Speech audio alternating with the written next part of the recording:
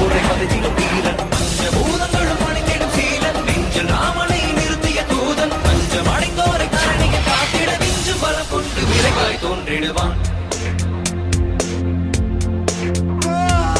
பாரத போரினை யாவரும் அருந்திட காரணமாகிய கண்ணனை வியக்கும் பாரத போரினை யாவரும் அருந்திட காரணமாகிய கண்ணனை வியக்கும் ராமனின் தூதனை வானர வேந்தனை நேரில் கண்டிடும் நாளினை நினைந்தால் ராமனின் தூதனை வானர வேந்தனை நேரில் கண்டிடும் நாளினை நினைந்தால் நாளினை தினம் தொடும் தன் உயிர் மாதக்கு